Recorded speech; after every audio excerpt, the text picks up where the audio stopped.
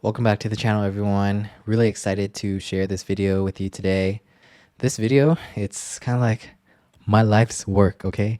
I put a year of planning into making this video, and then with the actual training, it was a little bit less time, but I think it's a miracle that I was able to send 513A, personally for me at least, because I failed so many endurance training blocks in the past, and I've even had imposter syndrome making endurance videos too, which are not on the channel anymore. But this video, it's real, and I hope the quality is so good that people would endorse it enough and share it with their friends who aspire to send 513A as well. The overall vibe of this video, I think, is similar to Toby Roberts' How I Won Gold in Paris video, where him and his dad would film the overall process, all the ups and downs, and how it culminated in this really high, intense, high stakes moment. I hope everyone has something to take out of this video. I think there's a lot of things that are hidden gems and things that you will not find on YouTube. So get comfy, and I hope you enjoy it. I did my best to condense this video as much as possible, but there's just so many important details and learning points of this journey that I did not want to leave out. So I appreciate your patience with the length. Here's a preview of the screenshotable recap I include at the end that summarizes all the topics. It won't fully make sense without watching the video through, but trust me, if you stick with it for an hour and a half, you'll walk away with a ton of value. Before achieving 513A, it was hard to grasp just how much work actually goes into achieving this grade for the first time.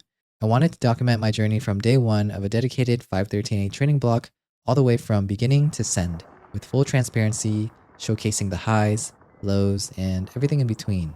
The idea came about when I was listening to this podcast where Eric Hurst talks a lot about training methods and planning for one's first 513A send. And I knew that YouTube was really lacking a video that shows a journey in full. Rather than making a video that was more coaching-like, I wanted to show how all the training and preparation I underwent came together in a sequential timeline for the eventual send. I wanted this video to show rather than tell. So this video will cover how I, over a 4-month period, chose my project, narrowed and timed my training towards high-yield exercises to peak my fitness for sport climbing, sharpened my climbing IQ and projecting strategy, refined my mental game and breathwork technique, and stayed motivated throughout. A recurring theme of this achievement is that sending 513A requires a beautiful synergy of all these components. But I think what made my experience a little bit unique is that I actually didn't do a lot of lead climbing prior to my send. During this period, I only roped up for lead once every 1 or 2 weeks and mainly based my training on the board and Tindeq Repeaters, along with working on the project route on Toprope solo. In the past, I've had phases where I try to focus on endurance, but I'd always burn out in about a month, mostly because I was a medical student and had a very busy schedule that was not compatible with having rope partners. It was almost like being a weekend warrior, but even more extreme. So I designed a training schedule where I could do about 85% of the work on my own. And for the rest, the final 15%, I had 7 lead sessions with Christian Mercene, head coach of the Sender 1 climbing team, to help guide my focus and fine-tune my approach to lead climbing. Christian was kind enough to let me share everything that he's taught me and share all the footage that we took with our training sessions. So if you continue to watch this video, you're going to receive hundreds of dollars of private coaching advice for free. Everyone's journey is going to look a little bit different, but one thing stands, and that's it's going to take a lot of training to get to 513A. You almost have to be relentless in your drive to train because you have to augment so many aspects of your skills. And there will be times when people will just look at you funny, like, dude, why are you bringing so much equipment to the gym? Why are you training so hard? But I think nothing speaks louder than you coming out on the other side with a send months down the line because you put in that hard work.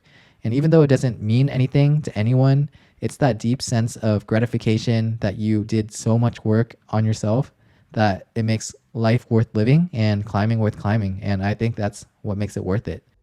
The goal of 513 was one of the reasons that brought me to Los Angeles for school, as there is a great concentration of 513s in the region. It had always been a goal of mine to complete this goal before I graduated, with original intentions of sending the LA Classic Ghetto Blaster, 513B. But in truth, I spent 3 of the 4 years of school bouldering, a phase where I felt a lot of cognitive dissonance because deep down, it's rope climbing that really draws me towards climbing. But after starting installing so many endurance blocks in the past, never really progressing in grades, I was hesitant to commit again. So I knew something had to change this time. Eventually, I reached out to a coach for guidance, something that was pretty tough for me because I was a content creator who's built his whole identity around figuring things out through trial and error. But I realized I need to let go of my ego and past to actually grow.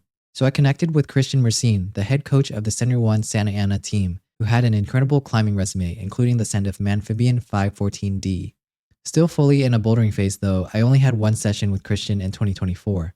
That session laid the foundation. We talked about my goal of sending 513 by around April of 2024, and he shared some big picture ideas of how to approach rope climbing as a timeline. At the time, 513 still felt impossible.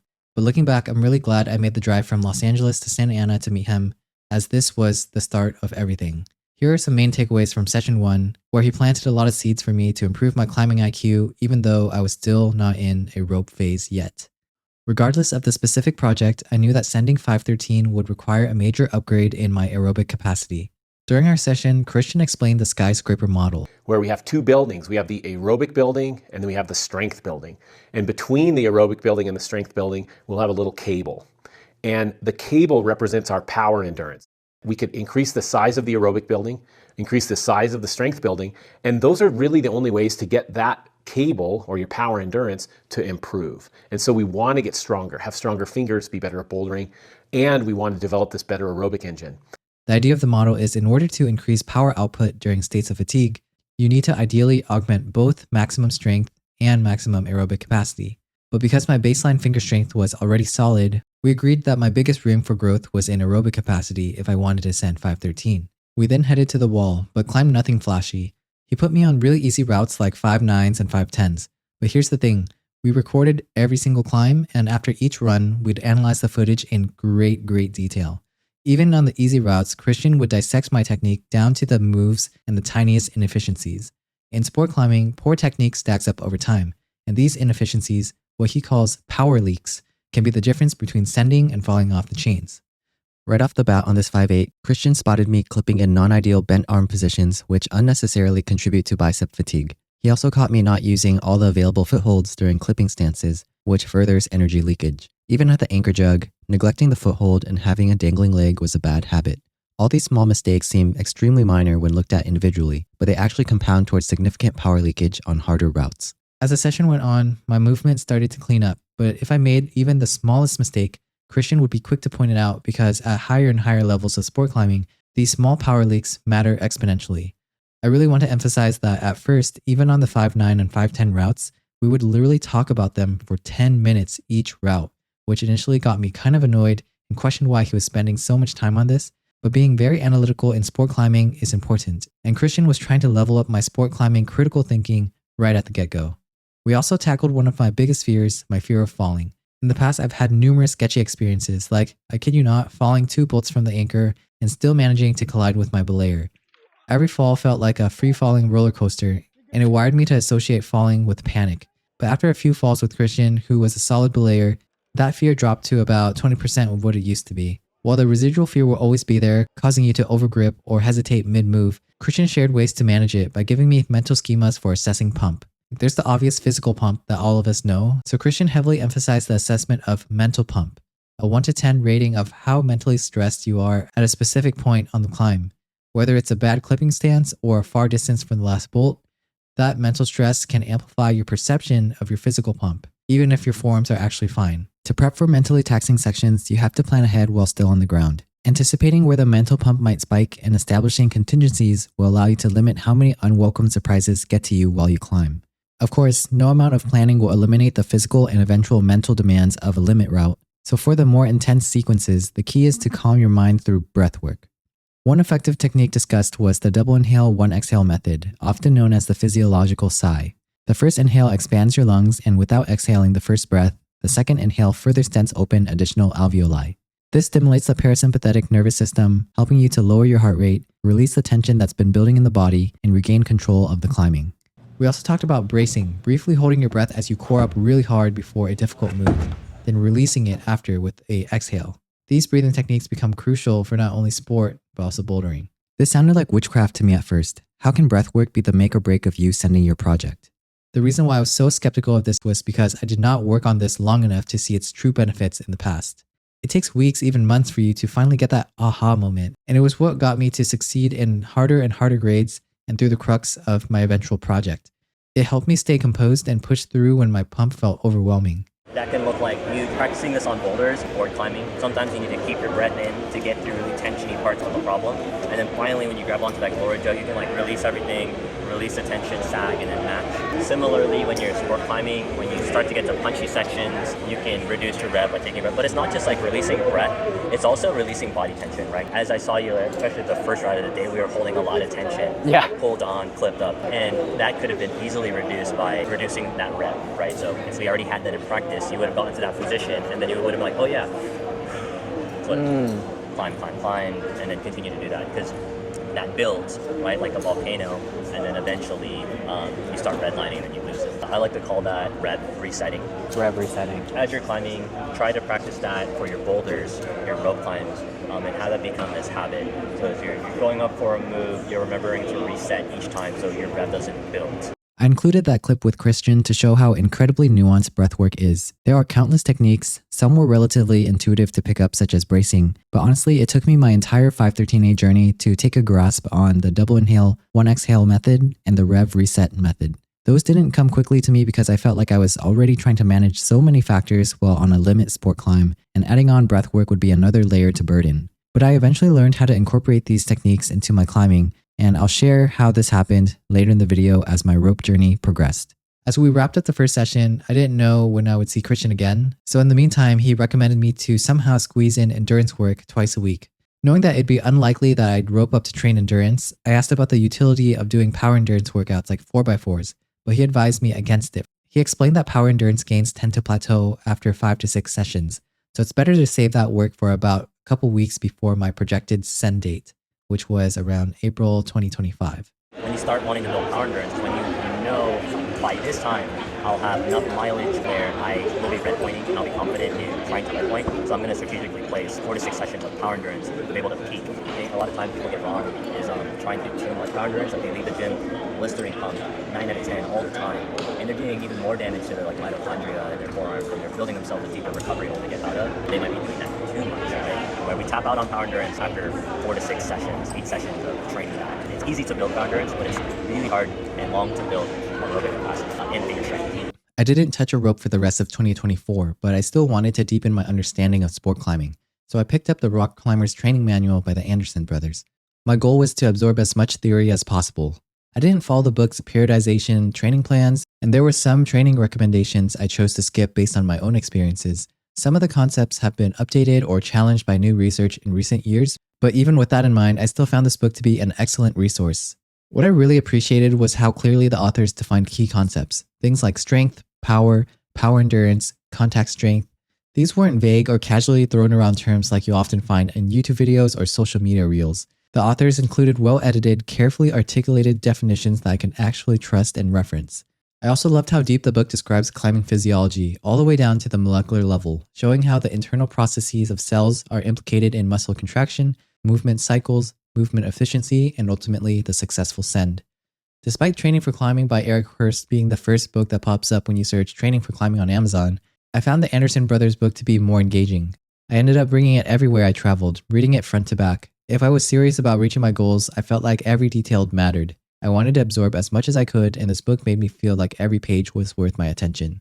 One part of the Anderson brothers book that really validated my experiences was the section on weight management. These days, the climbing community is rightfully so focused on eating disorders and its dangers, but sometimes that conversation swings so far that it feels like any attempt to lose weight is automatically seen as unhealthy or wrong. This book offered a more nuanced perspective. It made me feel like it was okay to talk about intentional weight loss for performance, as long as it's done safely and with self-awareness.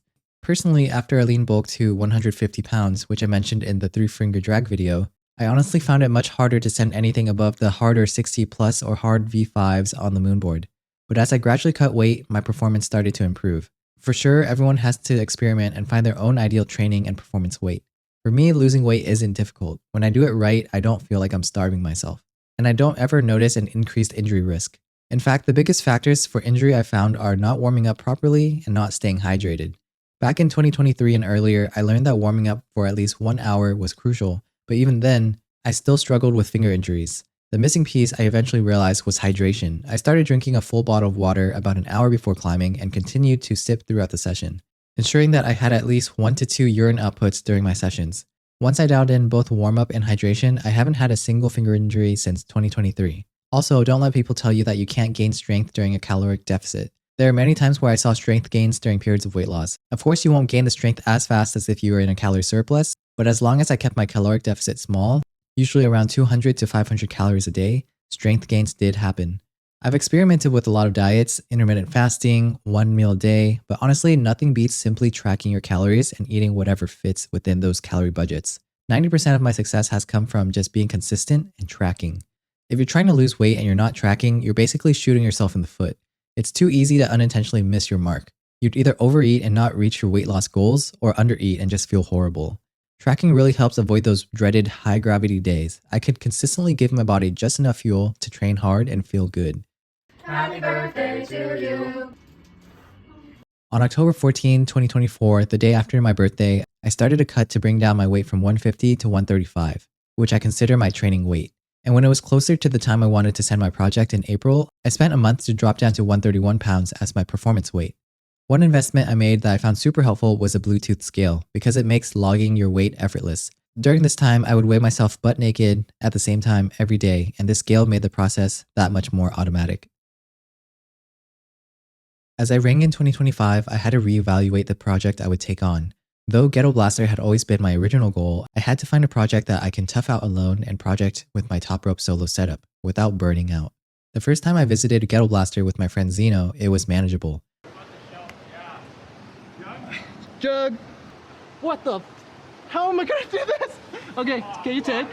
We split up gear, which made the approach easier, but when I returned solo with my Toprope solo setup, the 45-minute approach hit different. I found it incredibly physically taxing. I did tie in that day, but after getting blasted by the sun and having to haul out everything by myself, I felt completely drained. That was the moment I realized that if I pushed forward with this route, I'd risk burning out. And as hard as it was to accept, I knew that this was not going to be my first 513, and that was okay. Letting go of a dream I'd held for 3 years taught me something important. I wanted a project with a simple approach, something that would let me put all the energy into projecting and not just survive the hike.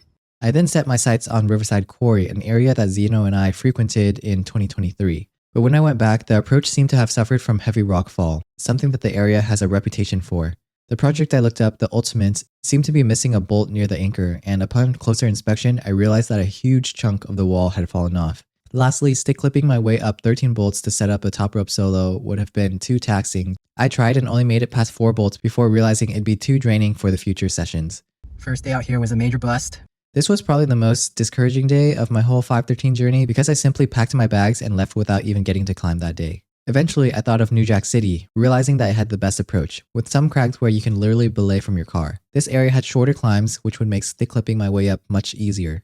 I spent a day out there trying Lost in the Middle 512B with the intention of increasing my climbing resume from 512A to higher letter grade routes, and things seemed promising. When I got home that day, I looked further into New Jack City and saw a wall that seemed very favorable, with neighboring 512C and 512B routes. They were short routes around 35 to 40 feet, which would make the Toprope solo setup very manageable. A 12B, a 12C, and a 13A are all in the same area. It took a while to find this spot. I definitely had to go to some really weird places and expend a lot of energy doing pretty much low yield stuff, but then eventually you'll find the spot. Perhaps one valuable lesson I learned during this project shopping period was how important it was to have an outdoor project in mind when training. Before I had a definitive project, I was aimlessly going to the gym just to set moonboard benchmarks, but ultimately it got boring and lacked direction. Having a clear project reinvigorated climbing for me and gave me a greater purpose in training endurance, rather than just doing circuits mindlessly with no goal. Although the highest grade I had sent was 512A at the time, leaving a huge gap before 13A, I thought, why not try Voodoo Lounge out?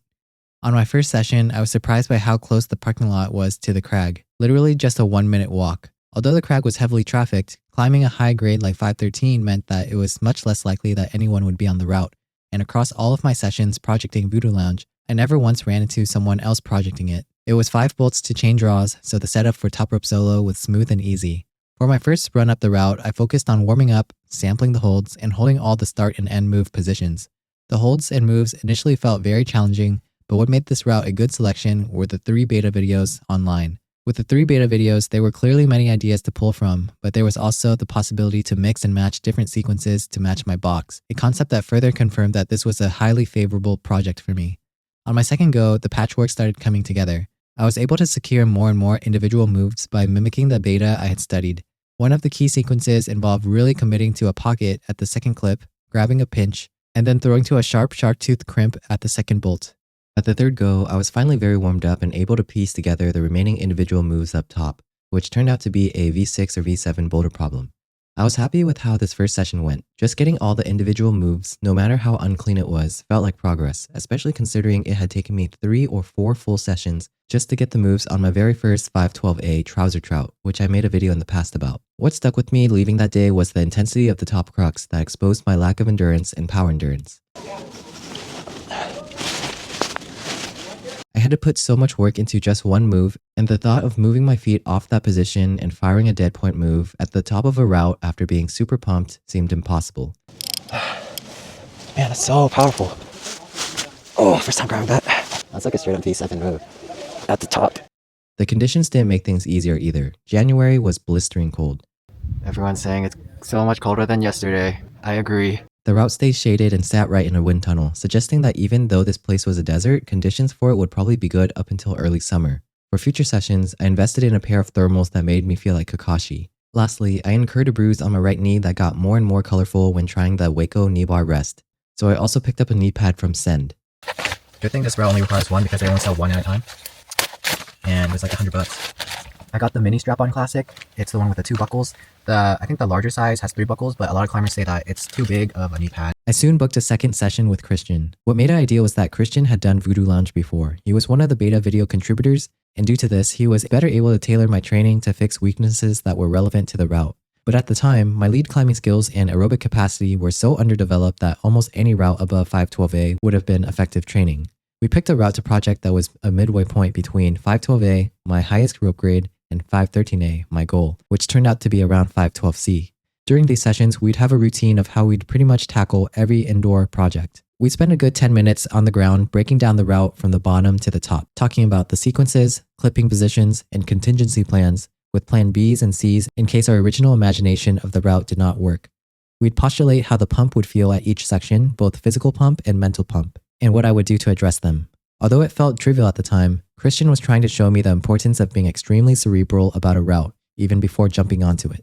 It's important to plan every move, even when I'm just using the first run to warm up and go bolt to bolt, because eventually I'll reach a level where that skill becomes essential for on-sighting. And I think that's what separates 511 from the grades onwards, the aspect that you have to be extremely detailed from the ground, as simply hopping onto routes of higher caliber without planning is no longer a productive use of time or training.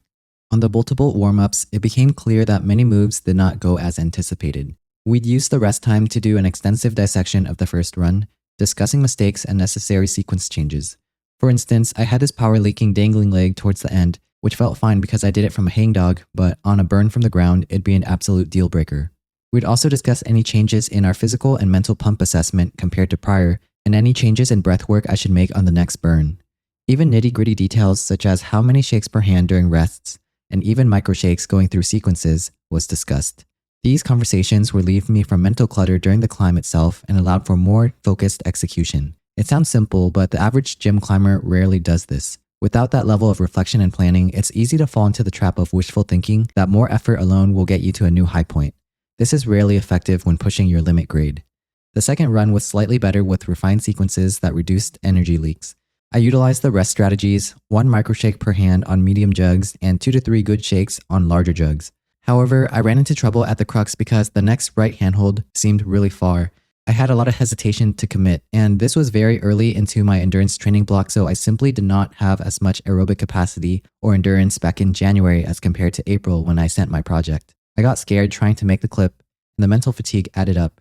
Once I got the clip, I felt back in control and pushed on, but the physical pump was already around 8 to 9 out of 10. I got scared again and fell. A main critique I got from Christian that day was to start working on and developing my own style of having a primal instinct, being not afraid to grunt and make noise while on the wall. Because he knew I had a fear of falling, adding this was another tool for me to fight my fears. And it was good that he told me this very early on in the training sessions because it would take me multiple sessions to finally get over the uncomfortability of making noise on a route and eventually implementing it more and more. After that endurance session, I became super psyched to expand my knowledge on ropes. I had to include this date where I binged a bunch of motivating Stefano Ghisolfi videos during my treadmill walks that aided in gradually reducing my weight towards a performance weight for the send date months down the line. For the next session, I invested in a longer stick clip using a huge Home Depot painter's pole, which made the setup around 2 to 3 times as fast as my shorter Mr. Long Arm. Although this was an efficiency game changer, I later found that it doesn't telescope as well and was a hassle to keep in my car, so I recently bought another one that telescopes a lot smaller. I've tried using the Trango stick clips in the past, but found that the Trango often flexes too much when you extend it all the way, when you're higher up and clipping with more rope. Painter's poles are just cheaper and better for this application. I went back to New Jack, but this session was not too great because I was too ambitious. I'd spread myself too thin wanting to work on both You Don't Know Jack and Voodoo Lounge. And You Don't Know Jack, it was traversing, but there's also this overhung section, so it makes top rope soloing extra difficult. You can't really top rope the whole thing super smoothly. I can't do the bottom section at all, and I can only work the top half. Let's give Voodoo Lounge a go. We're gonna try out the knee pad. Top down shot. We got that V2 boulder problem roof thing into this shelf rest. Pretty deep. You can get a lot back here. After that, go into the drop knee move, into this pocket thing. It's actually pretty good. Good jug. And then this crimp. It was pretty negative the first day, but today it was pretty chill to move off of actually. After that, it's kind of a committing move. Put the right foot there. Fire off into this hold. It's really sharp. After I take my hands off it, my finger pads are often indented because of how sharp it is. After that, you step over with the left foot into that hole. Reach up using the left hand as much as possible because this thing feels like it's gonna rip a pulley. Grab that. And then you can do the drop knee in here. It's a huge Waco.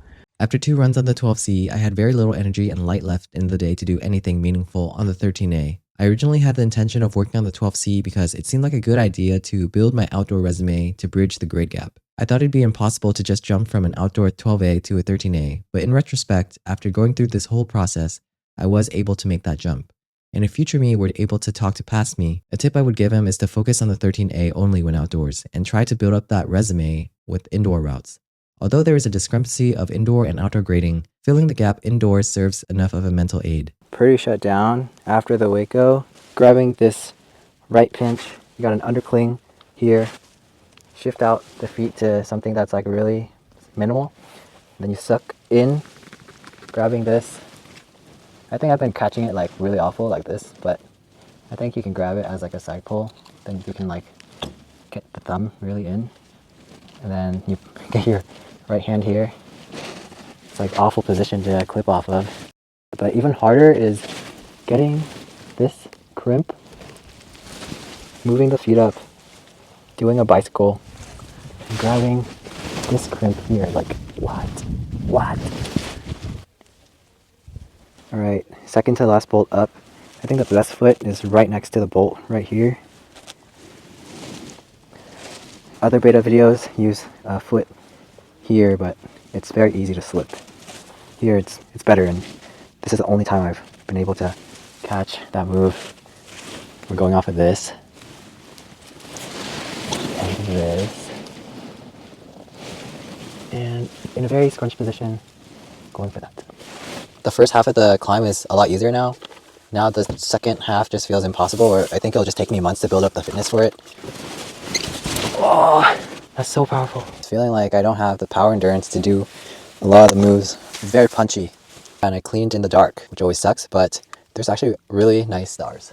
Despite the session being one where I made virtually no progress on Voodoo, it was the first time visiting Hangar 18 Victorville, which was the closest gym to New Jack City. For all future outdoor sessions on the project, I would use this gym to warm up. I drew inspiration from the pros who were projecting Silence, using the barn that Adamandra built near the cave in Flatanger to maintain peak condition and also warm up before heading out. Yeah, I usually warm up here a bit and then jump straight on Silence. Recently, I had also noticed that other pros, such as Michaela Kirsch, found it helpful to warm up at the gym before tackling their projects. Although being pretty low on resource, just having walls to warm up in a controlled setting proved crucial to getting my body and fingers generally warm before driving an hour to the crag. And once at the crag, I would warm up my fingers even more specifically to the holds and movement of my project.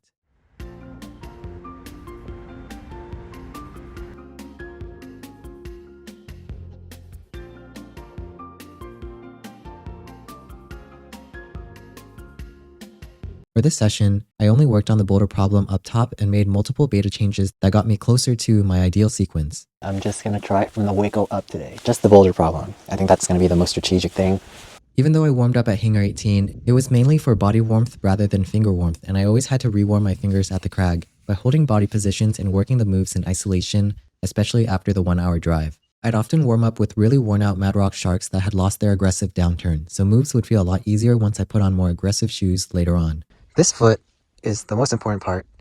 So when I'm here and I want to toe hook, I cannot compromise the weight of that. So I can't put it all the way out here because then they'll put so little weight I'll just fall off. Because this hand is really insecure. So it needs that foot. So I just need to toe hook, but with the least that I can get away with. So just that. From previous sessions, I found the dead point beta for this move to be too physically taxing. I switched to this cross move that first of all looked very cool and was surprisingly easy even for the first try. It made getting the hand to the shelf much more precise and efficient, while also preventing a huge energy leak that I'd usually incur while trying to contain the dead point. For the first time, it felt like I had enough energy to clip after getting here. Oh, that felt really good. Very miniature, but that's progress because catching this used to feel like it took everything out of me. My left foot would swing off, saving a lot of energy leakage since I was able to do it static. The top crux also felt better when I didn't put all of my weight on the left hand. I realized that if I do this move, come up here, not to put all the weight in the left hand, but keep all the weight in my right hand, I can do the toe hook, pull in, catch. Oh, that's perfect. I tried this weird snaky foot beta, but later switched to Christian's foot sequence that felt much more simplistic and smooth. My left foot on this crucial foot that Christian uses. Okay. I was able to make longer links on the boulder problem by the end of the day, thanks to mixing and matching multiple beta videos. For this run, I'm going to try to make this more clean, maybe switch up the sequence a little bit. Being efficient at the bottom will help me at the top. Got to try out more possibilities. At this point, I just can't rely on being strong anymore. It's about efficiency as well.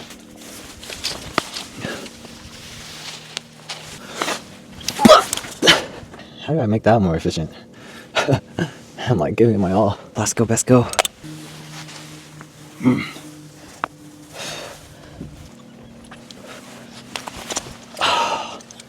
Christian, the grunt was not enough, but I grunted. Just imagining having to go through the boulder problem with the added climbing at the bottom sections felt impossible.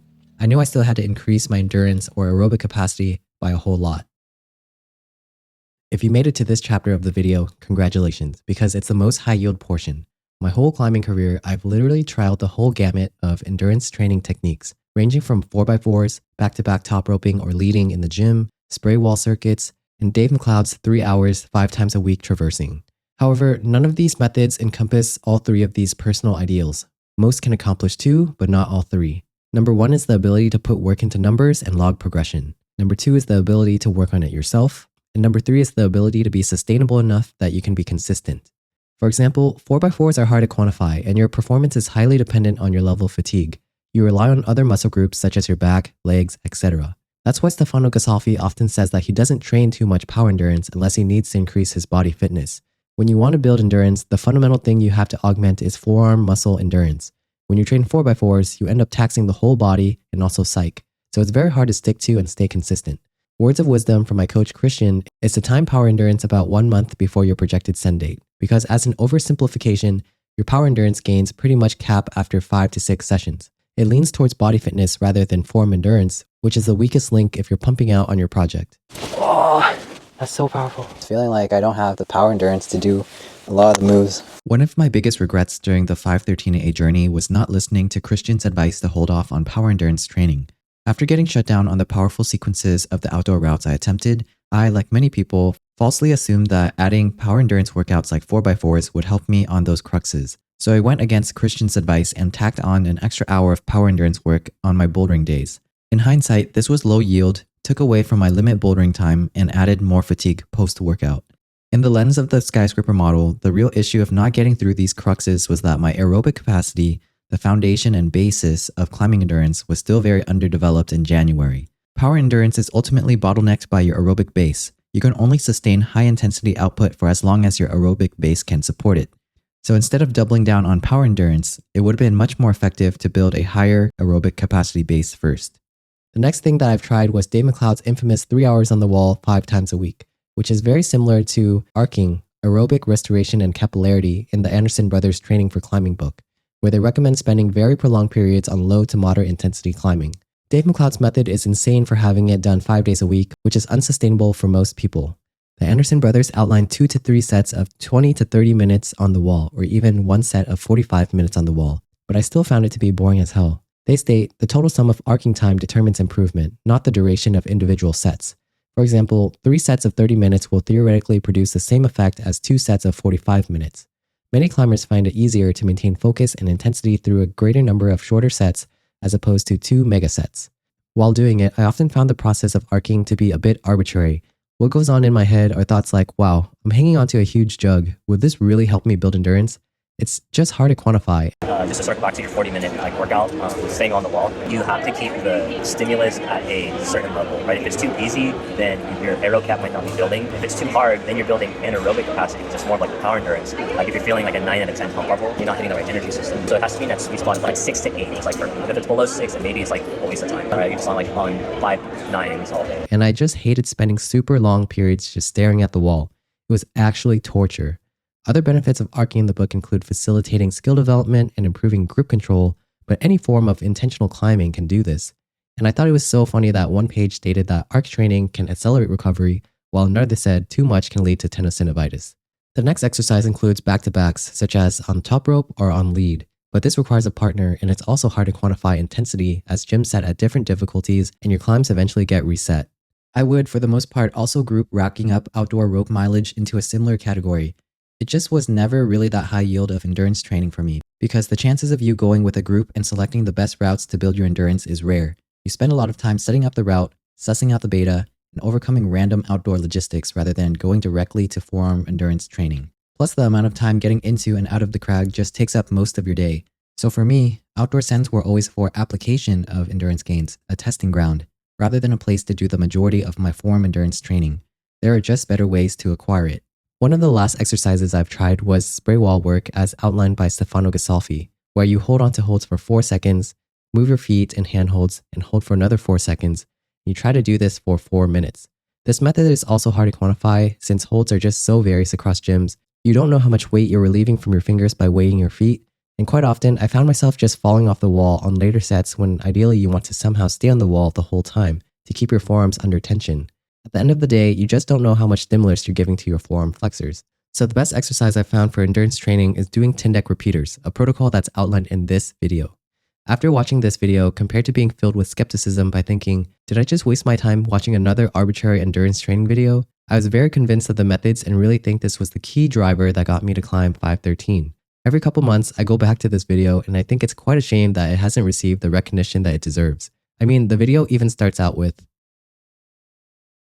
there's a lot that goes on in this video and I had to literally watch it 5 times to understand what was going on because he goes over both finger strength training and endurance training. I have my own finger strength training protocol, so I didn't take that advice, but the TLDR of my adaptation to his endurance training protocol was do an initial assessment of your critical force.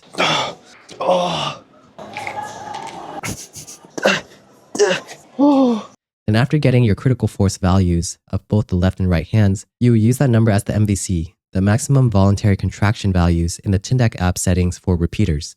Based off your MVC values, you top off your climbing sessions with sets of active Tindeq 7-3 repeaters that last for 6 minutes at different intensities of your MVC. For me, I always did 70%, 80%, and then 60%. And I would do these repeaters twice a week, usually as the very, very last set of my sessions where I usually did 2 days on and 1 day off, or 2 days on and 2 days off because I didn't want the endurance to affect my strength and power sessions. In the video, he goes over many initial tests, and I try to replicate all of these tests over the course of a couple days for content creator completeness sake, but if you want to just up your endurance, just test your critical force. Something I did wrong at first was doing it overhead, similar to what is seen in lattice videos, but the main way I later trained was pulling from the bottom. So I recommend you just do it once from the bottom because it's actually a quite uncomfortable test that you don't want to repeat too much. A crucial detail is that I used a 17mm edge rather than a 20mm edge for the Tindeq repeaters.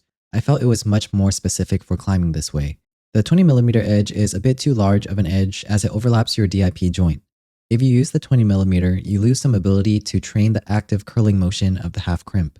By going down to an edge that is slightly smaller, you engage the last joint much more, which I think is more specific to the small crimps on hard sport routes. Because let's face it, your stopper move on a limit sport project is not going to be a 20mm edge, but rather something much smaller, something that needs the active curling motion of the last joint. Okay, 17 mil, not 20 mil, because I want it in the middle between 20, which I don't think you can be active enough because it kind of overlaps the joint, and 14 would be so small, it might be painful. So 17 it is, I will be training. I don't know if you can see, but my glasses are super fogged up. There's commercial boards out there, but I built my own board with plywood, some 2x4s, and a fisheye hook. I made my first one way too big and it was taking up so much space in my car, so I cut it down in half and it was a lot better. But later on, I found that even this smaller board was not too portable, and when I was in Japan, I found that just using any pipe would work. So here I'm using a loading pin that I use for arm lifts. Doing this is still feasible because the amount of force that you need to generate for these repeaters is pretty low compared to your max lifts. Compared to his strength climbing's video where he mentioned that some days the protocol was to do 1 set, other days 3 sets, I just stayed consistent with doing all 3 sets, just for reporting purposes for you all. Something I did different from the protocol was rearranging the order of the intensities for most sessions to 70%, 80%, and then 60%, because often I would do these top-off sets after bouldering sessions. 70% was the right amount to warm up the endurance aspect of my forearms, which would allow me to perform just a bit better for the 80%, because just jumping straight into 80% would be too much. Your forearms would just get super bricked. And I would always include the 60% set because it'd often be a good cool down. Where I would go to the death on the 80% set, 60% would be very easy and it'd be opportunity to practice reps in good form. In Strength Climbing's video, he mentioned that he would reassess and increase the intensity of repeaters if the 80% set felt too easy. Rather than going by feel, I approached this differently. In the beginning, every week I would replace the 80% repeater set with a critical force test to see if my critical force value had progressed at all. After all, the intensity of your endurance training is reliant on this number, so if you actually make gains but don't increase it in the protocol week by week, you might be selling yourself short on the training stimulus that you should be putting out. Within the first few weeks of Tindeq Repeaters, the newbie gains were enormous. My first critical force when done overhead was 37 pounds for the left and 38 pounds for the right. Due to mainly training from the bottom, I retested again 4 days later, where my results increased to 44 pounds on the left and 45 pounds on the right. For every week, usually on the weekends, I replaced the 80% repeater set with a weekly critical force test, and I would use the new critical force number to dictate the MVC for my repeater protocol that week. Inputting it into the MVC function and doing 3 sets of 6-minute repeaters at 70%, 80%, and 60% intensity. Following this protocol, my critical force increased dramatically each week. And after doing this for a little over 2 months, my critical force numbers went up to this, which on the left was a 71% increase and on the right a 63% increase.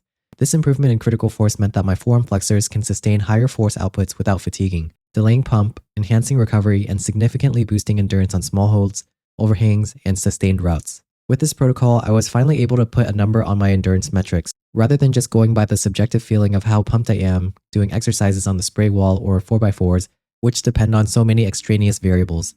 It was a very forearm isolated exercise, and I often even wanted to do them after taxing back and bicep training days just to take out those accessory muscles and isolate my forearms even further.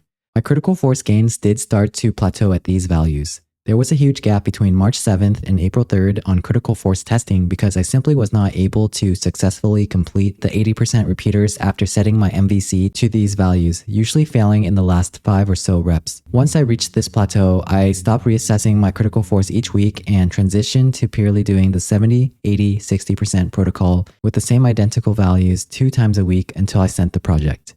Undeniably, the biggest perk of this approach was the ability to do it in the comfort of my own home or pretty much anywhere. I think the bane of endurance training is the mundaneness and monotony of having to go through the motions, and the ability to have something playing in the background rather than just staring at a wall for an hour was so appreciated. When I did these sets, I often put on a YouTube video, a TV show, or a podcast to accompany the 6 minutes of pulls on each arm. You do both arms, so each set is 12 minutes. There's 15-minute rest in between sets, which add up to around 1 hour to finish all 3 sets. Your aerobic capacity really needs to be the priority, and maybe put moonboarding 2 times or 3 times a week on the burner and focus just on endurance. With Tindeq Repeaters, I was still able to get the best of both worlds, where I was able to do what I love, which is moonboarding twice a week, while still completing my endurance training, making progress on both fronts. Although the entire Tindeq Repeater protocol does take about an hour to complete, that is relatively less time compared to other endurance training methods, while also much more directly effective to gaining forearm endurance. So I had a lot of extra time to do other things that I enjoyed. With an increase in the critical force value, it gave me increased confidence whenever I showed up to either a session with Christian or when I showed up to Voodoo Lounge. I was able to show up to a session with goals and expectations that I would perform better than the last time, and that was very key. Every time I completed these 3 sets, I knew I was adding another drop of gains towards my endurance capabilities. And if you're not convinced, after I sent my 513 project, my coach Christian told me that his own coach, yes, my coach has his own coach, had also recently prescribed him Tindeq Repeaters in preparation for his big 514D projects. When I first started the repeater protocol, I was nervous of its efficacy and still did spray wall work for 1 session. But trust me, just trust me, massive forearm aerobic capacity endurance gains is pretty much guaranteed with this exercise. Most people can pretty much throw out all other endurance training besides the occasional rope climbing to maintain sport-specific technical skill. As a continuation, I had a coaching session with Christian after not seeing him for a month. The old pink route had gotten reset, so he put me on a new one in the same area.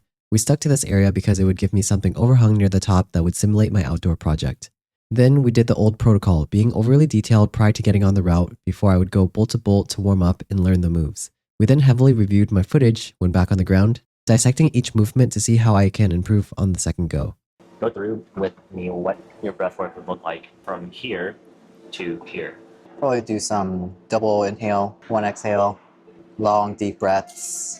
The way I think about this is like getting more in detail with it. I don't know if Daniel Wood wrote a book. I don't think he writes books, but he was reading this book called The Oxygen Advantage.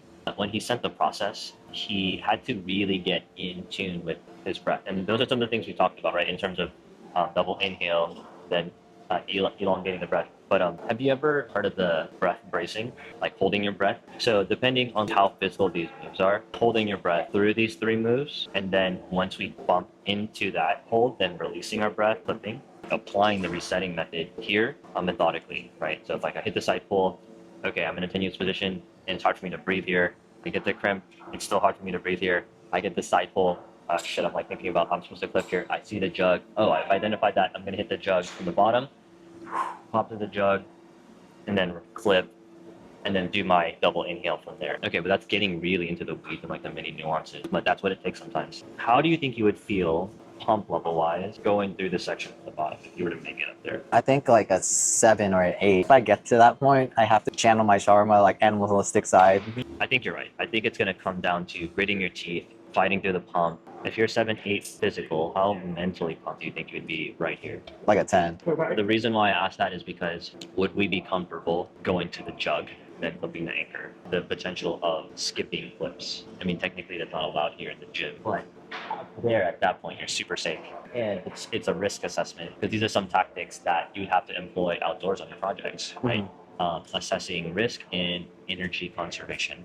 You can put that in your back pocket. If I come here and I'm at a 10 and I can't even fathom trying to clip, and I'm going for the anchor, right? And you're mentally prepared for, if I fall here, I'm gonna be safe. If I can clip and I still have some gas in the tank, awesome, I'm gonna clip here. And then channeling that Sharma energy going to the top.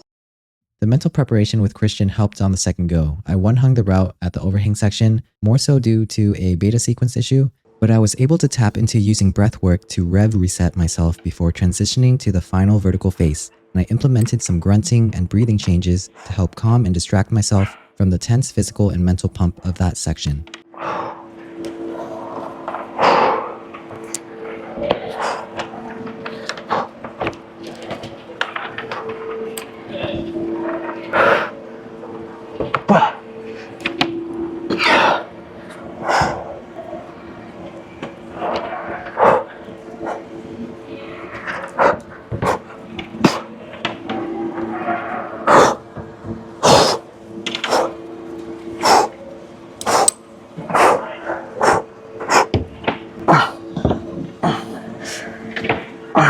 And then every time I make a grunt, it kind of actually made me feel less pumped.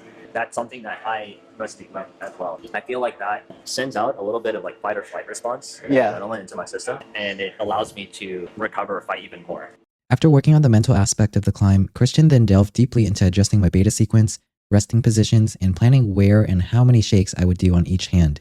Even though I was getting more fatigued with each run, slowly whittling down this route with strategy led to more progress for the next sessions. For the hardest section, he suggested a beta sequence that was highly efficient, using a Gaston and high left foot that would position my body optimally for a clip. but it was something I just could not do during the session due to a lack of mobility. This is a really hard clip you're finding, right? Even though you have 3 points of contact, it's very taxing on the left hand. Due to a lack of mobility, the importance of which will be touched on later.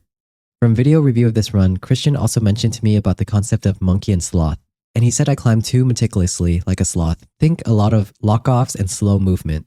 Each step was very robotic, just moving one limb at a time, so I needed to be more fluid, coordinating multiple limbs and moving more dynamically. Because I was about to do my 3rd go, he recommended climbing more monkey-like on sections I knew well because although it was more risky, the longer time under tension that stacks up move by move, climbing slow can ultimately cost me the send by pumping out. So I tried that out, but by the 3rd go, I was completely fatigued, which I had felt at the beginning of the day while warming up on the boards.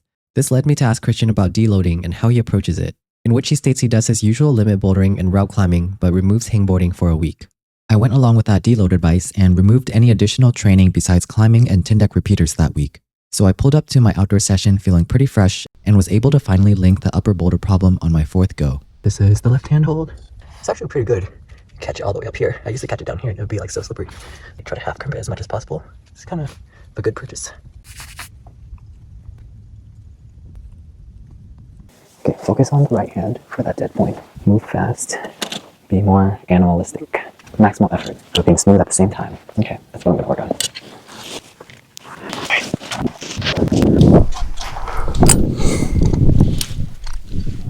Focus.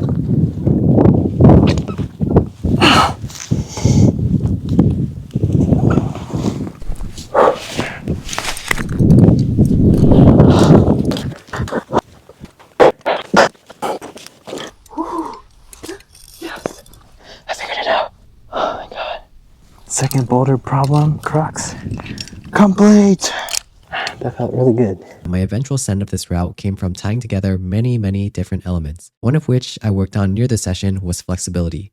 Mainly the pancake and the middle splits, which would get my hips closer to the wall for many moves and shift more weight from my hands to my feet. I think I have enough flexibility from stretching these couple weeks to get my right foot in the toe hook position under this foot well enough that I can get a lot of weight on both of my feet. So left foot goes there. That this move doesn't feel too taxing on my left hand anymore, and I can go for the crimp. Yeah, this is the most crucial move on the whole route. Compared to previous attempts at the splits in the past where I would stretch for an hour, I implemented a very minimal stretching routine with exercises inspired by these 2 videos. Although this outlines a 6-minute routine, I adapted mine to be around 20 minutes tops, which allowed me to stretch more consistently and sustainably compared to in the past. I also only focused on the middle splits and the pancake rather than the front splits because they were higher yield for climbing. Having a minimal routine allowed me to complete it between warm-up climbs at the beginning of my sessions, providing extra mobility that as I progressed, gave more and more noticeable toe clawing capabilities at more uncomfortable leg positions. Taking advice from the last indoor session, I also thought deeply about alternative beta and pretty much refined my final version of Voodoo's top boulder problem by the 3rd go. On the 4th go, I tried out ways to manipulate my hips, such as shifting the center of gravity to my left foot as much as possible to lessen the energy needed to hold this left undercling. I would lock off hard on this jug to alleviate the left hand as much as possible, get the toe hook really well. The ability in which I was able to weight the left leg and reach out to get a good right toe hook got better and better with each session because I got more and more flexible. Flexibility also improved my ability to get closer to the wall in this position, compared to my very first session where my inflexibility was pushing me away from the wall, making me need to weight my left and right hands more. And for the final dead point, thrusting my hip into the wall was another cue. So TLDR, working on flexibility paid off big time. But it is useless if you work on flexibility on your non-climbing days and don't stretch to warm up and loosen the muscles on your actual climbing days. So having a short routine, one that you can easily get done before climbing without much mental and physical burden is crucial. The training's been paying off. I used to be hella gassed after just 1 go. Now I'm able to tolerate quite a bit with more successful moves. It's everything. It's the greater efficiency, the endurance, the critical force. It's all coming together. The next indoor lead session was the 2nd session on the 512C. We were doing a lot of powerful sequences that ended up not working from the bottom. We'd always talk about how we would refine the sequence before going onto the route, and the first run was always multiple to get a bit of endurance warm-up. Since the beginning was very vertical and easy, we mainly focused on the meat of my struggles, which was on the overhang. So let's talk about where your last high point was, which I believe was somewhere like around right here, right? Do you remember what pump level you were feeling here? Physical pump, it was like a 9. Like I could not move off of it physiologically. Okay.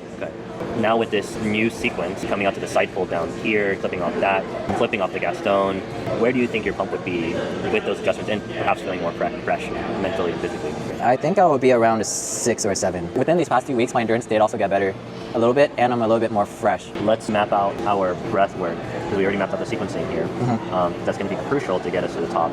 So after we get through here, you're at a 6-7. Talk to me about what your breath work is going to look like as you reach this block fold. After I clip, I'm just going to do like a double inhale, 1 exhale. And then at the crimps, I'll just take like really deep breaths. I think here, I'm just going to like start grunting.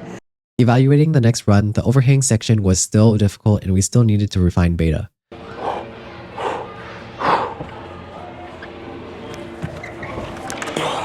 Things we looked at were areas to not shake out, as shaking out on one hand would make the other fatigued, and we also talked about how many shakes we would do on each hand.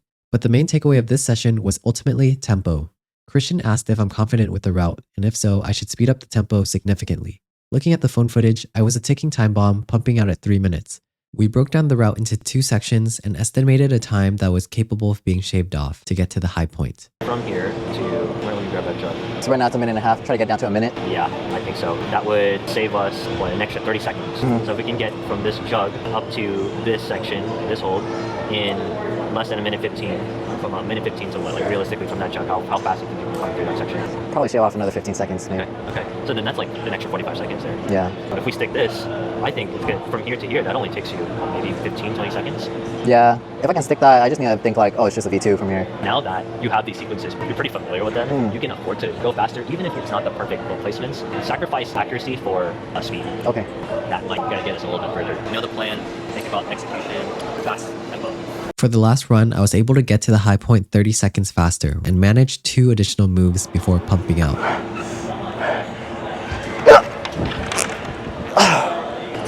2:35. So yeah, you shaved off by 30 seconds. I think we were around the 3-minute mark is what we were trying to shoot under. Okay. That was great. Man, that was so sick. How did you feel when you grabbed that jug and you made it like 2-3 moves further? Yeah, that felt good. Lunge for the left hand crimp and just didn't have enough. Yeah. Okay. I had the expectation to send this climb with a tempo change, so I was a bit disappointed. What may have contributed was projecting pretty hard on the moonboard prior, specifically on dead point crimps that I kept slipping off of that made my tips raw, which kind of contributed to slipping off the final crimps when I needed the grip the most. But considering that I had a whole moonboard session prior to these 3 burns and still pushed to a new high point, it was good progress. Increasing the tempo definitely proved to be a key tactic.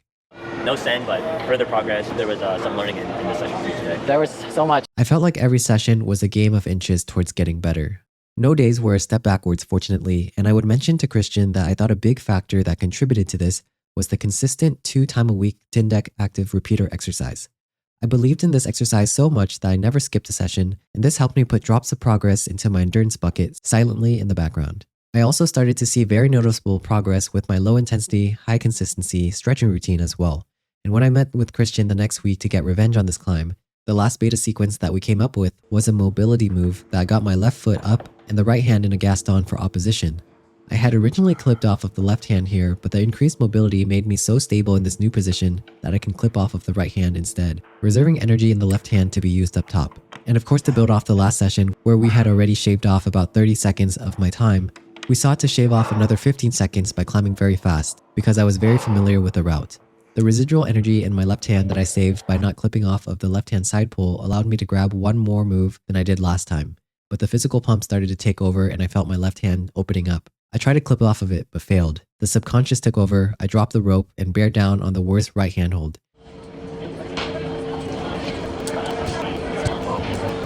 And there it was, I had sent my first indoor 512C. Lessons learned from this route.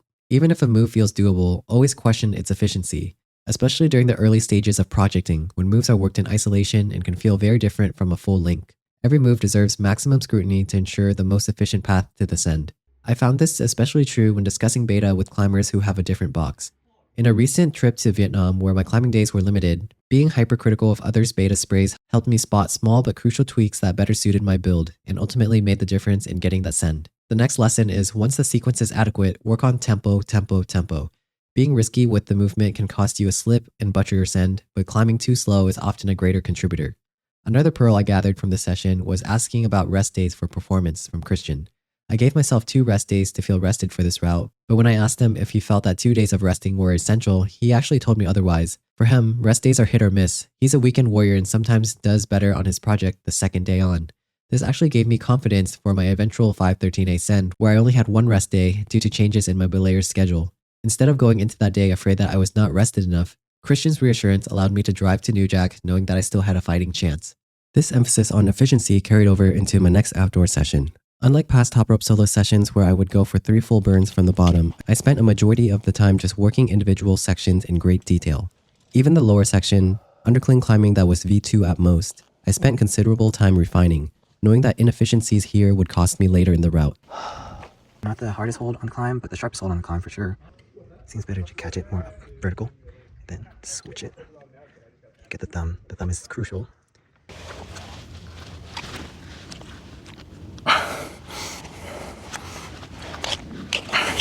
Found a good left knee bar.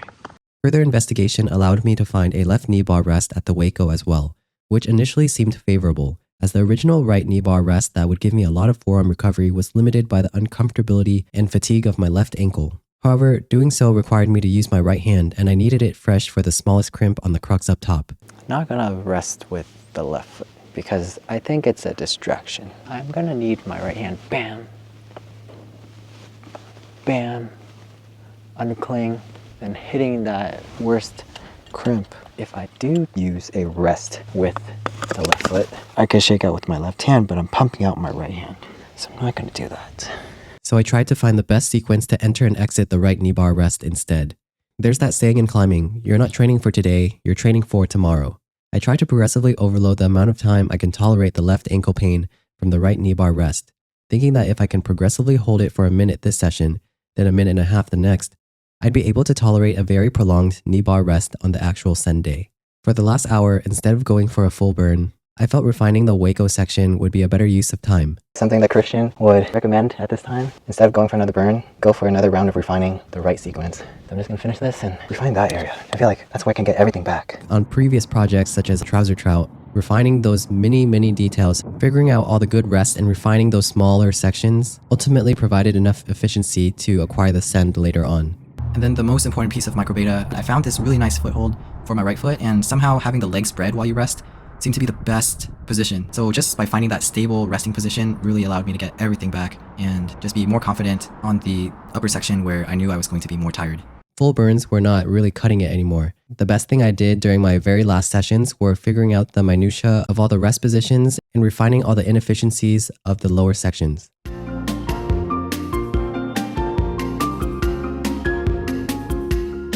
Something I struggled with during this time was time pressure. Scared that I might not finish the project in time before my upcoming trip to Southeast Asia that I had planned for mid-April. I had to reassure myself that this was normal, and I had felt like this before projecting my first 512A, where I hiked out of the crag having made minimal progress from the perspective of longer links.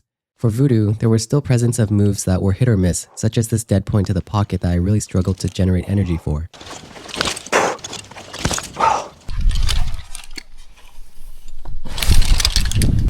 And even taking it to be as accurate as possible or finding new ways to generate to get the most span I can, the move would be low percentage enough that it would wreck my confidence. I would think, if I stuck it, would a crazy amount of energy and mental fatigue affect me when I'm further up the route?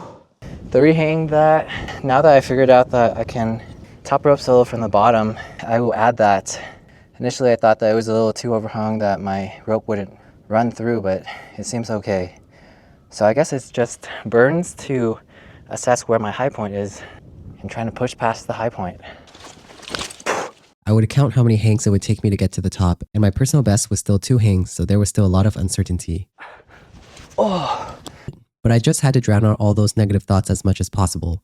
I had to go through the motions of training as hard as I can, doing the monotony of endurance training, making the 2-hour drive to Hangar in New Jack City, doing the warm-ups, setting up the route by myself, putting in the work, and driving home, when literally no one was watching. And that's where the David Goggins part of my Instagram post came in, where I literally would listen to his never finished book whenever I needed to drag myself to training when I was tired and not feeling it, which particularly was when I showed up to the crag by myself and literally did not want to leave my car. I just put on this book and get on to setting up the route, reminded by him that the extreme discomfort that I was feeling was something that would make me better. When I finished his book, I just listened to it again, and when I finished that, I would listen to his first book, Can't Hurt Me. This feels like trouser trap though, like I get shut down, have to climb in the dark, have to clean in the dark, but I just need to push through, and the reward will come. I rode the highs of sending the indoor 512C, but also experienced the necessary lows that would come with wanting to make myself better. The next step in my lead journey was breaking into the indoor 513s with Christian. It's a lot of sequencing. This is the next level. This is the next level project. Take your time through it. I think your first go is like making sure you have all the efficiencies down. And what are the lessons that we learned from this pink one, right, that we can apply to this one? The first sequence, even though it's good, can change. Yeah. We ended up combining an orange 512A and a blue 513C that ended up close to 513A, and we nicknamed it Orange Top Blue Sky. Can you take? Holy! Compared to the previous route where all the feet were quite positive, leading to stable clipping stances, each clipping stance I had to do for the 513 had downsloping footholds, and I felt like I had high chances of falling for each one. They were very uncomfortable clips. Oh my god! Okay! Bruh, that's a really tough clipping stance.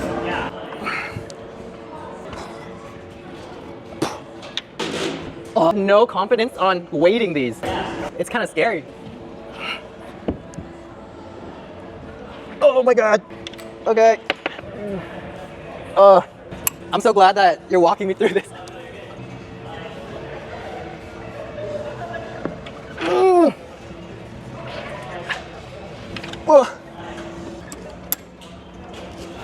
I lowered from the first attempt working on the route, feeling pretty bad about myself. But that's where having a coach is so handy. Because you can go into a spiral feeling like a failure, having a coach can reset that mindset, reassuring you that it's okay to feel that way and it's a canon event of getting better. I felt like 10 times harder than the 12C. I definitely think I need some time. Yeah. It's just to like reflect it. I'm so toasted that I can't even do another burn or anything today. That makes a lot of sense. I mean, you gave it literally like a full effort. I think after something like that, I would need at least an hour. I think you were on the wall for maybe close to 30 minutes. 30 minutes. Yeah. With that amount of effort, I need at least 30 minutes or more. Okay. Right? So like, I really appreciated that he was vulnerable with me too, sharing that during his limit projecting process, he too thrashes around, undergoes a violent battle, and showing that it was normal to be uncoordinated to get used to a route, that it's okay to not be so proper, that it's okay to even grab draws to clip, get yourself up, and work out the beta. What would have turned out as me leaving a session feeling completely bummed out led to me leaving the gym with the mindset that this is a natural progression, that I must go through this to get better. And I thank my coach for giving me this mindset. whenever I'm on projects that are at my limit, I look just like that, right? Where I'm grabbing draws left and right, clip, take, grab the next draw, clip, find my positions, right? Sometimes I can't even do a single move on some of my projects. Maybe it takes like several sessions to do a move. We did all the moves. We still need to figure out a couple clipping positions. Yeah. Right? And so based off of all of that, what is your assessment of like where you're at with this one? Way too easy, learning zone, or overwhelming? Not overwhelming, but I just need to get used to scarier clips. This one, the feet are negative.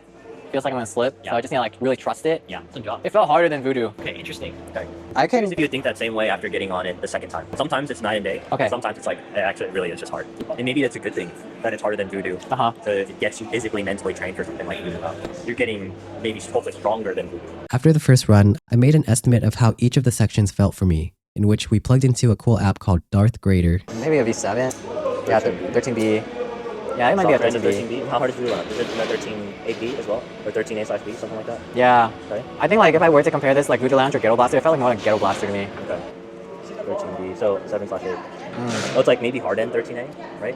Okay, so maybe that's right around like what we're thinking about, like, oh, it feels about harder than Voodoo Lounge. But this is all like, I don't know, just like interesting food for thought for. That is trying really to, cool. Like, objectively quantify. One more resource for climbing. The next outdoor session was something special because for the first time, after I don't know how many sessions, I had friends meet me at the crag. It was also the first time I experienced the route without a Toprope solo setup, where I'd always have some weight at the bottom to have the rope feed through my devices, which always weighed me away from the wall as the route was overhanging. My contraction's not feeding right, that's why I'm falling. It's dragging me down with like 10 pounds of weight. Time to feel weightless for the first time. This is your broccoli moment. A major breakthrough happened when my friend Kwan saw me fall about 6 times from the pocket move. She suggested that I turn my drop knee into a knee bar, and this happened.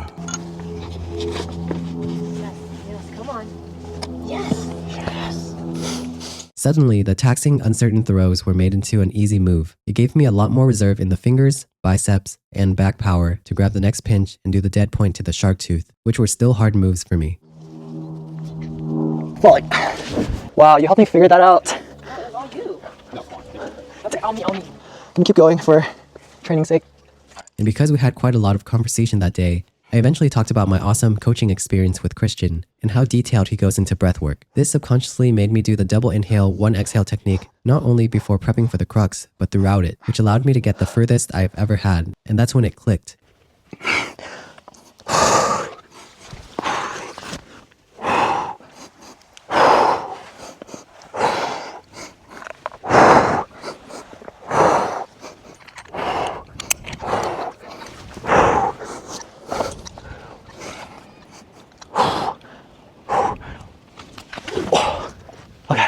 I made an Instagram post about it, but no one really reads long Instagram captions, so I'll reiterate it here. On my project, I had an epiphany moment where I basically simplified breathing down to doing the double inhale, one exhale method throughout the crux, or just basically forever until I'm out of the woods, as concentrated breathing drowns out anxiety, provides better cognition, and decreases mental pump. I used to treat this breathing method as something to do before a boulder problem, with a clear amount of reps, doing the breath work 2 to 3 times and stopping it. But doing it prolonged with no definite number of reps has been getting me enough flow state to battle hard cruxes as of lately. This indefinite double inhale, one exhale technique relieved me from the mental burden of overanalyzing every breathwork strategy I knew. Instead of cherry-picking spots on the route to brace, double inhale, or rev reset, I simply committed to this continuous rhythm. By doing it indefinitely, it felt like I was constantly rev resetting, releasing any tension as it built without needing to plan each breath in advance.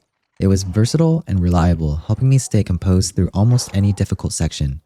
I began experimenting with this approach on routes after Voodoo Lounge and found it to be highly reliable whenever I anticipated a crux. The key was to initiate the breathwork before entering the high-stress zones. Though incredibly effective for me, I know this self-discovery was deeply personal, built through months and months of trial and error. That's why I believe it's essential to start experimenting with breathwork early and stay open to what works best for you. Like I said, breathwork may seem like witchcraft at first, but once it clicks, it genuinely feels like unlocking a whole new level in climbing. The indefinite double inhale, one exhale was what worked for me to drown out the anxiety and self-limiting thoughts that I cannot physically make it through the crux, and by the end of the session, I was able to PR and one-hang the route. It's hard to notice this unless you've really experienced it yourself, because before, when I would watch sport climbing videos, I would just look at the physical aspect of the climb, but I would ignore the climber's breathing. But after experiencing it myself, it's actually funny because I would watch these climbing videos and take note of their breathing more rather than even looking at them climbing, because I had learned that breath work was so important.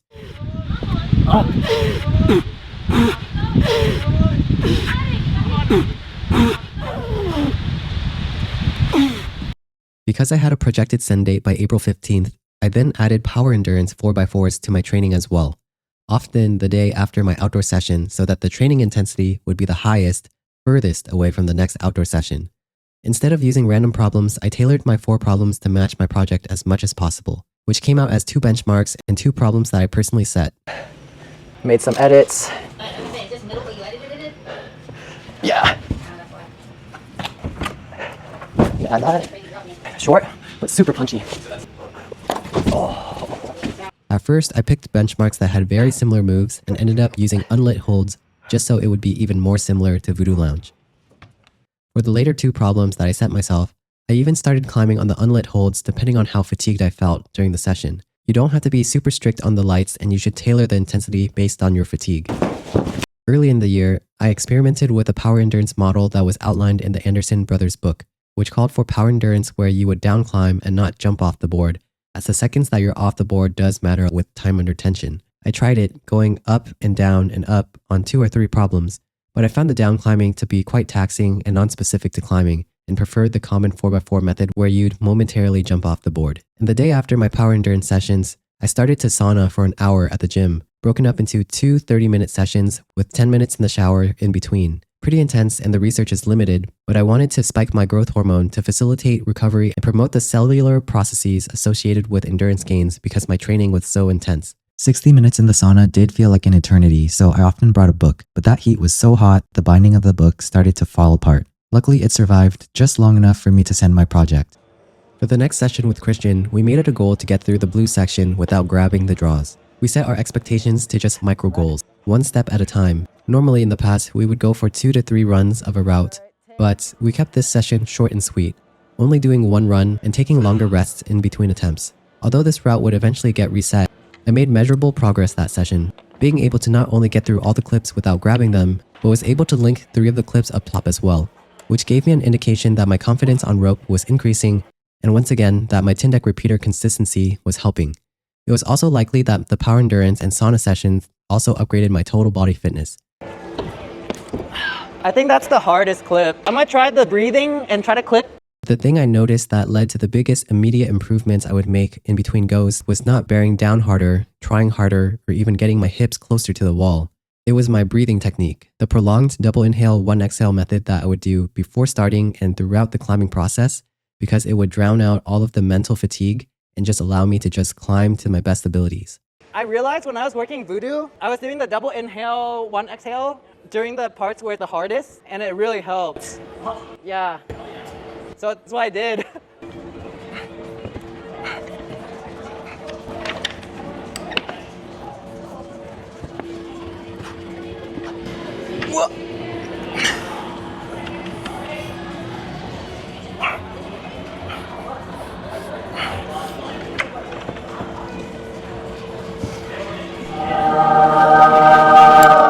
Way to take it to the top. Great progress. Hit the goal. You're able to get through all the clips. Where do we go from here? Is this a good route? Of course, like the mental aspect of getting yourself into those positions and clipping. You're practicing the mental muscle.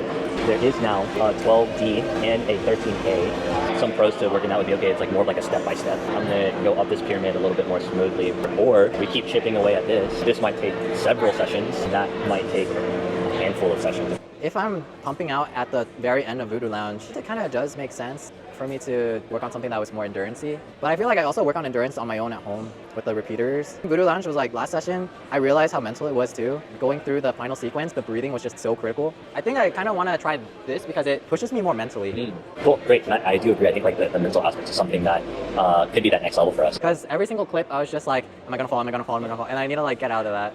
Yeah. One last thing I added to my weekly training was 1 to 2 days of low-intensity Zone 2 cardio. It was during a car ride home from New Jack where I listened to a Joe Rogan podcast with Mike Musumeci, where he talked about how Zone 2 cardio resets the nervous system. For me now, what actually helps me with overtraining is running. Like the active recovery of like jogging. If you run at like 130 and you keep your heart rate at 130, it restores your nervous system. So whenever I'm running, I actually could train more than when I rest. Wow, that's so counterintuitive. But it for some reason helps your nervous system restore faster than just laying down. It kind of makes sense, right? Because like you're forcing your body to work and you're pumping all that blood through your system, but you're not really taxing it in a way that's like exhausting it. Because 130 is kind of like... Yeah, that's what I've noticed. That always makes me able to train more. My training schedule was often 2 days on, and the second day would be really tiring. Mikey usually does 6 miles when he runs, but I capped my runs at 3 miles. In contrasting previous thoughts that running would make me more tired, I actually felt more recovered for strength and power endurance sessions if I ran the previous day. If you search the web about running's role in rock climbing performance, you'll find many people in studies stating that it has very little use. However, from my own experience, this kind of running helped me feel more conditioned for sport climbing, from the aspect of being better able to summon my diaphragm's ability for breath work, as well as conditioning cardiovascular fitness, which undeniably is important for forearm circulation. I also needed something to improve my mental toughness and ability to tolerate physical stress. And this was personally effective since I find running longer distances to be quite uncomfortable, and I just needed to work on my mental toughness muscle. The realm of cardiovascular fitness was also something I took interest after watching Alex Honnold. In documentaries, he is consistently seen outpacing others with ease on long hikes or scrambles.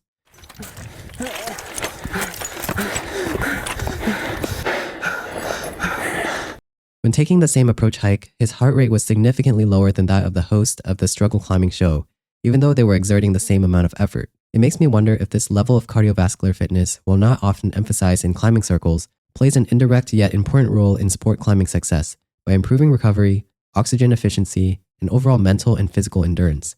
For me at least, I felt like adding the running did get me to peak physical shape for the eventual send. For the session right before the send, the focus was all about tying up loose ends. First, I refined the opening sequence to make it as straightforward and efficient as possible. Fewer moves, less energy. You can really see the difference if you compare my first and second runs. For the Waco rest, I completely scrapped the idea of using a left knee bar. I realized I needed my hands too much to maintain that position. The most significant microbeta I found this day was just standing tall in the Waco and bending at the wrist to wrist hook it. Whoa. Get my wrists. This allowed me to rest for about 45 seconds to a minute with most of the weight in my toes. Then I transitioned into the right knee bar, which was more limited by ankle fatigue.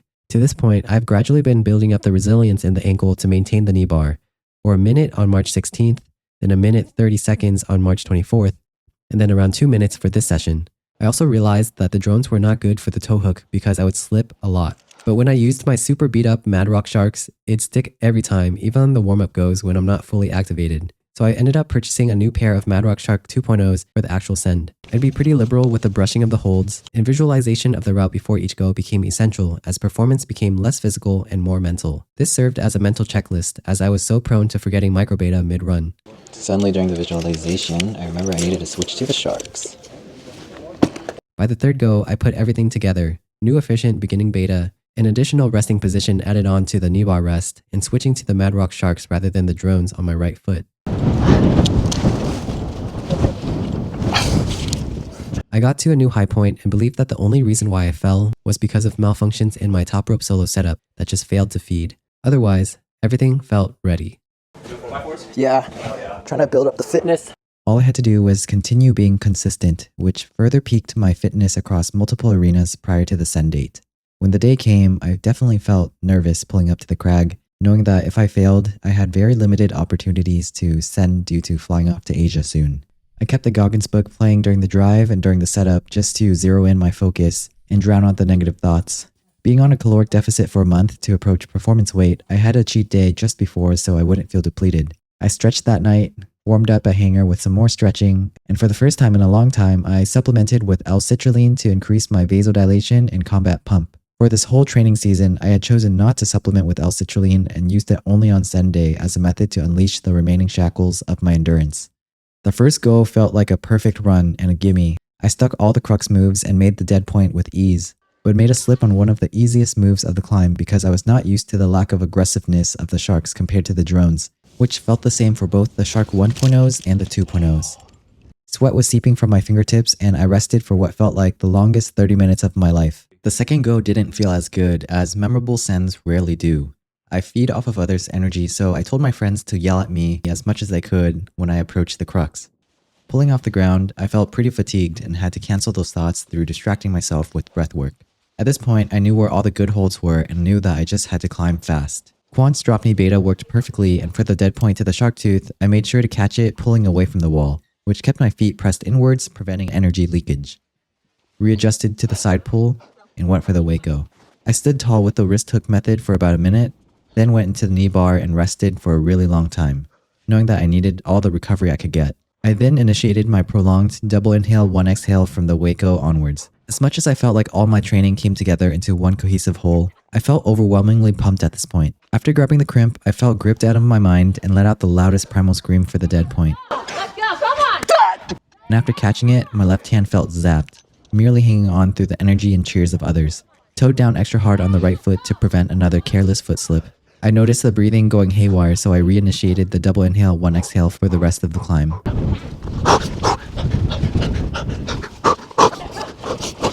And it was done.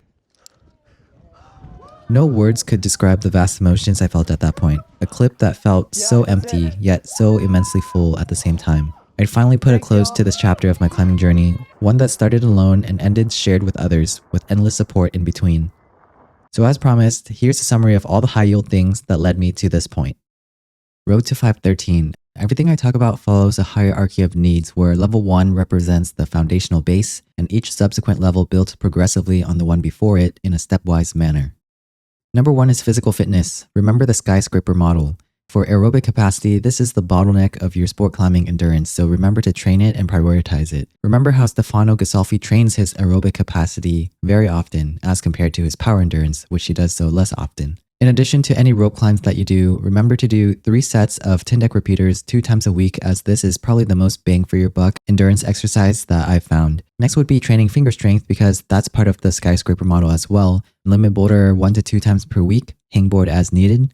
Weight management. Cut weight as tolerated if looking to break into your next limit grade. Definitely use a calorie tracker so you can ensure progress while also not under or overshooting your caloric intake. For reference, my BMI was around 19.7 on Zen day. For the aerobic capacity, finger strength, and weight management, all 3 of these elements require you to start pretty early because it takes a long time to optimize these metrics. Lastly, there's power endurance. Incorporate 4x4s 1 time per week for 4 to 6 sessions before a projected send date. I ultimately only did 2 sessions because I sent early, but 6 sessions is where you usually tap out on any further power endurance gains. Number 2 is mental training and breath work. It's very important to start integrating this early because it will feel very awkward in the beginning. Learn the concepts first and then plan your breath work before hopping onto the route just to relieve yourself of the mental burden. Techniques discussed in this video include double inhale, 1 exhale, rev resetting, bracing, and primal instinct. Learn to grunt, make noise, and breathe loud because just like in Psychology 101, you think people are watching you but they really aren't. So just do what gets you to send.